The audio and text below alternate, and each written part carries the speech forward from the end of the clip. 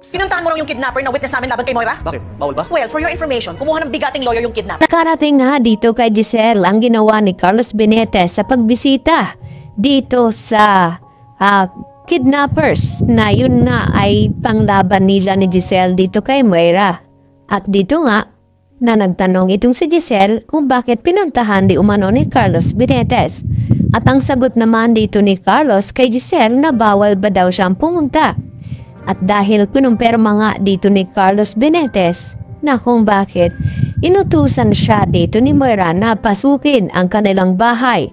At sa tindi ng galit ni Carlos ay dito naman na nasaktan itong kidnappers na ito na si Dax. At syempre hindi naman magpapatalo basta-basta itong si Dax kay Carlos dahil alam niya na naroon nga itong si Carlos sa hideout ni Balahadya.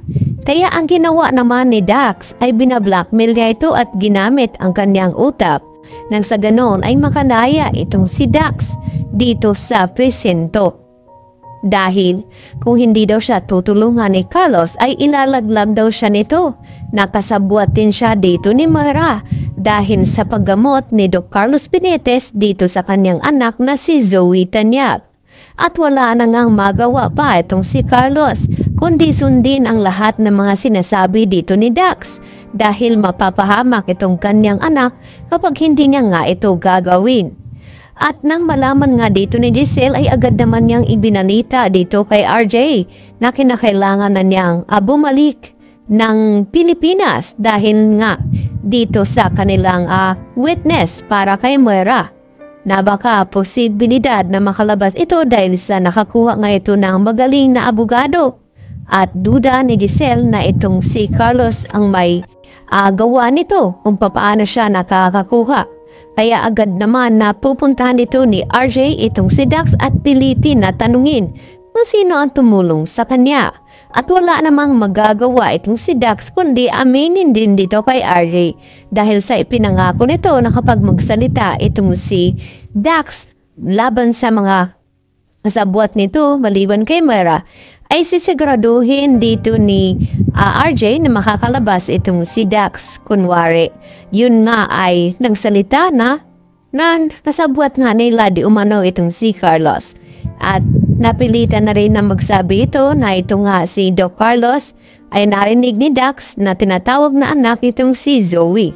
At wala na rin nagawa itong si Zoe kundi paaaminin siya dito ni RJ kung ano ang koneksyon ni Carlos Benitez sa krimen na ginawa nga dito ni Moira.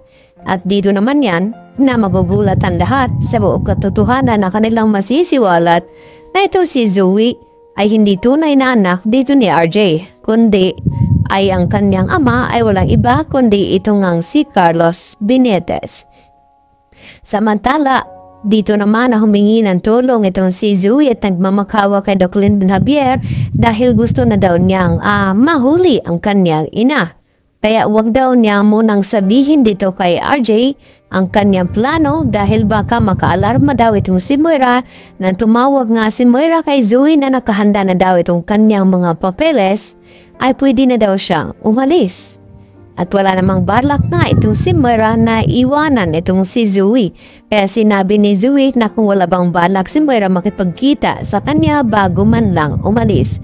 Kaya dito na yan mahuhuli ng tuluyan itong si Moira dahil sa plano ni Zoe na kinakailangang makulong ito at maparusahan na sa ganun ay wala nang ibang taong madadamay dito sa gagawin ni Moira. Kaya yan po ang ating pagkatutukan ngayong Lunes mga kapuso kung dito na ba magwawakas ang tinatagong sekreto ni Zoe.